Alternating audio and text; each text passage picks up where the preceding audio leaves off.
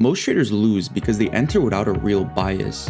In this video, I'm going to show you exactly how I use trading sessions to identify daily bias before even entering the trades. Once you understand session behavior, trading becomes much more structured and predictable. By the end of the video, you'll know exactly how I build my daily bias before even taking any trades. Let's get right into it. So jumping on the charts, first thing we can see is we have three main sessions that are always happening on the Nasdaq, which is Asia session, London session, and New York session. Now you might ask, Alexander, how do you get these beautiful boxes? Well, this is the indicator. It's called ICT Seek and Destroy by TFO. And you can see these are my settings. This is honestly the best indicator you can ever get. And it's going to pretty much help so much when actually identifying these biases. So let's get into a little example. So as you can see, every single day, there's at least 3 scenarios that play out constantly. And this is exactly how you're going to form a daily bias. So first thing, scenario 1. So we have Asia, we have London, and we have New York. Now, what is something that we see over here? Well, we see Asia session, we kind of just made our highs and our lows. What do we do in London? London actually swept out Asia high. Now, this is the same thing vice versa if charts are flipped. But in this case, what did London do? We swept out Asia high. So what can I expect New York to want to do now? I would want New York to have a distribution lower in the opposite direction. Now, vice versa. If London swept out Asia low, then I'd expect New York to have the distribution higher. But what do we see in London just before New York had the distribution? We can see that London was already having that push lower. So once I see London already having the push lower, this is just a better way of saying a higher probability that New York is going to have that overall push in the opposite direction since Asia swept out London high. Now moving on to scenario 2, what do we see? Well, same thing, right?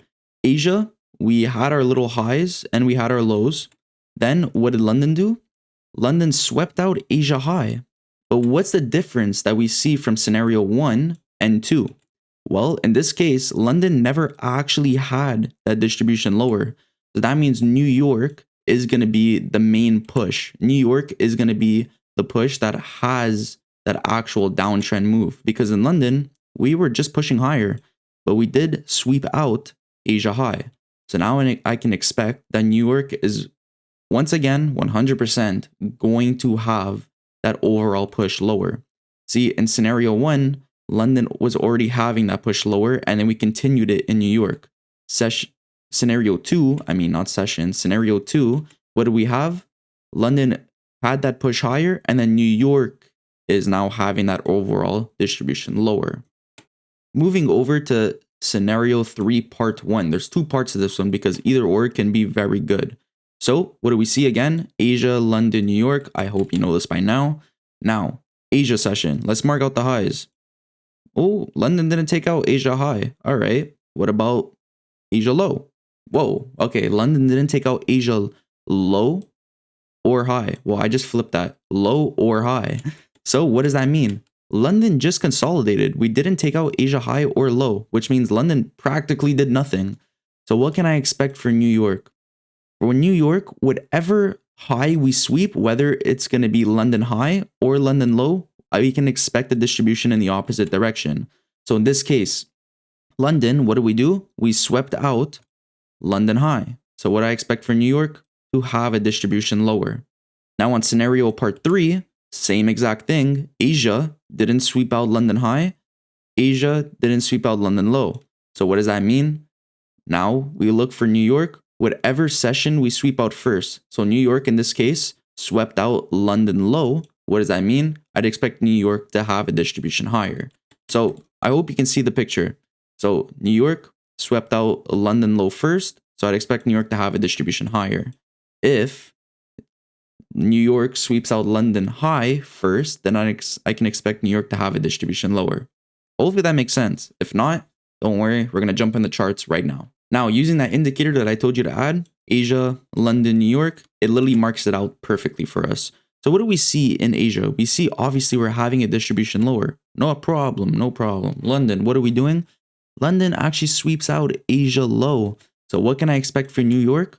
Since we already had the push lower and we didn't have any rejection higher during the London session, I'd expect New York to have that push higher and switch that trend from a downtrend to an uptrend. So this is literally picture perfect example. Same thing over here. Asia, London, New York. Now, what did London do? London actually swept out Asia low. Now, did we get the push higher during London? No, we kind of just consolidated. And then what did New York do? We had a little push lower just to sweep some last resting liquidity.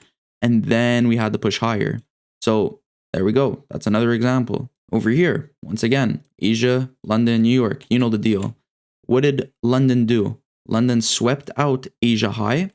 And look at the difference over here. London actually started getting a distribution lower. So what do I expect New York to do? I'd expect New York to continue that push lower. And that's exactly what we did. We had a complete flush lower. Now, this is a very good example for London consolidation scenario. So what do we see? We have Asia, London, New York. I don't know why I keep saying this. I'm pretty sure you guys know this by now. What did London do? London didn't take out Asia low, nor did we take out Asia high. So what can I expect London to do or New York to do? So the first liquidity New York takes, whether it's London high or London low, I'd expect for us to have a distribution in the opposite direction. So in this case, New York, what did we do? We swept out London low first. Now I can expect New York to finally get that push in the opposite direction. Now, same thing, vice versa. For example, if I were to go over and flip these charts, what do we do over here? London swept out New York high first. So now what do I expect New York to do? I'd expect New York to have a distribution in the opposite direction. Now guys, I hope this video made sense to you. This is honestly the best thing to do when trying to find your session profiles, and try to find them on the 15-minute. It's honestly the most simple. It keeps the chart nice and stacked together. So guys, if you are interested in learning more stuff like this, leave a like, subscribe, let me know in the comments. If you want to live trade with me, I also have a link down below. You can check that out as well. And guys, I hope you have a beautiful rest of your day. And also, if you want some funded accounts, links are down below. Get some nice discounts. Peace.